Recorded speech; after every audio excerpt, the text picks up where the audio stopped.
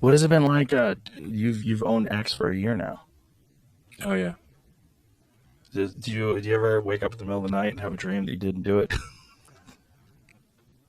and your life is infinitely easier? Well, it's certainly a recipe for trouble, I suppose, or contention. Um, What was it ultimately that led you to make the decision to do it?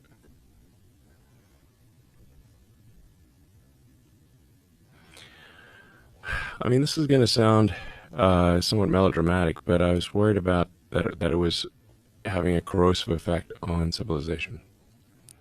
That it was just having a bad impact.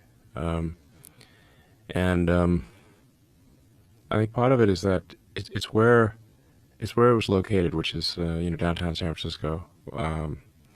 And while I think San Francisco is a beautiful city, and we should really fight hard to um, kind of right the ship of San Francisco, if you've walked around downtown San Francisco, right near the ex-FK Twitter headquarters, it's a zombie apocalypse.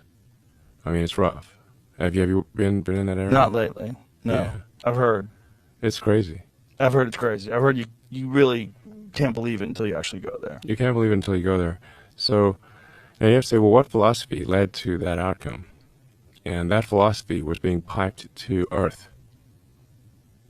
So, a philosophy that would be ordinarily quite niche and geographically constrained, so that sort of the fallout area would be limited, was effectively given an information weapon, an information technology weapon to propagate what is essentially a mind virus to the rest of Earth. And the outcome of that mind virus is very clear if you walk around the streets of downtown San Francisco. It is the end of civilization. And it's not just propagating the mind virus, but suppressing any opposing viewpoints. Yes. Well, in order for the virus to propagate, it must suppress opposing viewpoints. So, Because it doesn't stand up to scrutiny. correct. I mean, Yeah. you've felt the virus. Yeah. Yeah. People will try to cancel you so many times. Yeah, it's fascinating. Yeah. Um, yeah, I don't think you're melodramatic at all. I think it's a, I mean, I don't want to be melodramatic, but it's almost like a death cult. It's a death cult. No, It, no, that is exactly right. It's essentially the extinctionists. Like it's in the limit. It is that they're propagating the extinction of humanity and civilization. And there's some people who are like most of the time it's implicit. They don't but sometimes it's explicit. Like there was a guy on the front page of the New York Times who literally has the thing called the extinctionist movement, and he was quoted on the front page of the New York Times as saying, "There are 8 billion people in the world, but it would be better if there were none." And I'm like, "Well, buddy, you can start with yourself." yeah. Does he have friends? That's what always fascinates me. Well, Here he is. that guy. He looks like he's not long for this earth. I mean, he doesn't. He's not Voluntary young. human extinction movement. That's hilarious. Spend. I'd like to party with that dude. I would just Okay, like to like. that's the Yeah.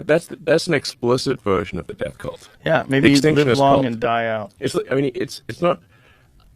Extinction is a word he uses. Yes. No, I mean, it's not. It's literally a self-description. Did they That cover him death cult was glowingly? in charge of social media, Yeah. and still largely is at Google and Facebook, by the way. Yeah. Yeah. So I'm like, I'm not in favor of human extinction. They are, and they can go to hell. Well, that guy is. Yeah, he can go to hell. That guy seems silly. I would Well, like to hang out with him though. I would it's like to find out what makes him tick. I bet that guy is fascinating.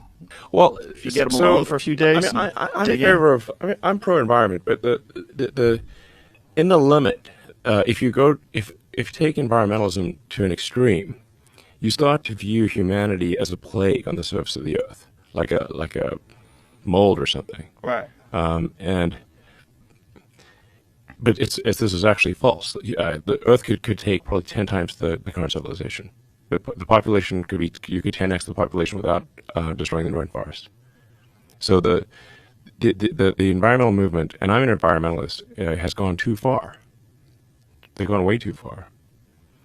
If you start thinking that humans are bad, then the natural conclusion is humans should die out.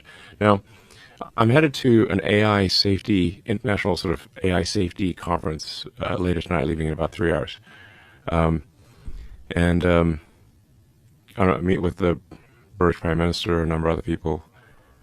So you have to say, like, how could AI go wrong? Well, if AI gets programmed by the extinctionists, it will its utility function will be the extinction of humanity. Yeah, clearly. Yeah, Yeah, I mean, particularly if they won't even think it's bad, like that guy. right. Yeah, if you let It's messed AI, up. there's a lot of decisions that AI would make that would be very similar to eugenics. I mean, Well, there would be some radical changes in what people are allowed to and not allowed to do that allow them to survive that may be detrimental in terms of like pollution and things like that, but it may be the only solution they have in their area. I mean, maybe AI would come up with some sort of a different structure in terms of how they get power and resources, but there's no shortage of power. Like we talked about solar power for cars. The issue is that cars just have a very low surface area. But you could actually power the entire United States with 100 miles by 100 miles of solar. really. Yes, So you could just pick some dead spot that you fly of which there over, are plenty.